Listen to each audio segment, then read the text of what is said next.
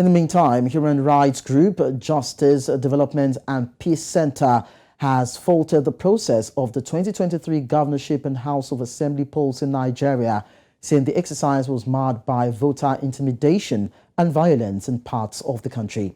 The group, while speaking at a press briefing on Tuesday, says the Independent National Electoral Commission, INEC, must investigate the violation of the Electoral Act and guidelines by its staff and citizens and ensure justice and transparency. Adesewa Odusoga has more in this report. Nigerians again trooped out in their numbers to participate in the March 18th governorship and House of Assembly elections, despite the displeasures recorded in the last presidential polls. The election, which recorded a lower voter turnout, witnessed voter intimidation and privacy violation by political thugs, vote buying, violence and misconduct of duty bearers. Speaking with journalists and some election observers on the post-election report, a group known as Justice, Development and Peace Center have alleged that the just concluded elections were not free, fair or credible.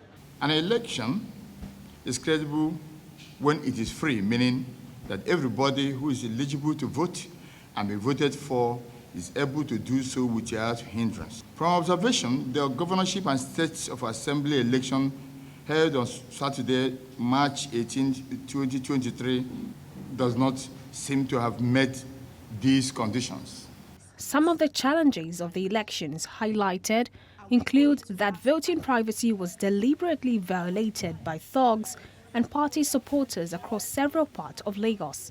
The group also reported incidents of vote buying and ballot snatching across major states where voting took place. This time around, we observed instances where voter privacy was deliberately violated by thugs and party supporters who, in the full view of INEC officials and the police, were watching as people cast their votes in order to confirm that they voted for the ruling party in the state.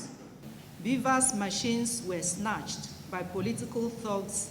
There were also instances of ballot box snatching in Benue, Delta, Lagos, Niger, Ogun, and Rivers states. The group, however, urged the Independent National Electoral Commission to be accountable in the post-election processes and investigate electoral violations by its state and non-state actors. The Commission must be willing and seen to have concrete steps to investigate cases of gross violation of electoral acts and guidelines and the Constitution, whether by its staff, political actors, security personnel, or citizens, and ensure that offenders are brought to book.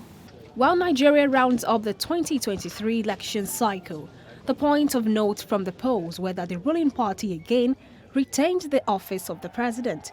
The two biggest political parties won the majority of states in the governorship polls, and a third force was introduced into the fray with a significant performance along with increased youth participation in the political process. Adesewa Odusoga, reporting for News Central.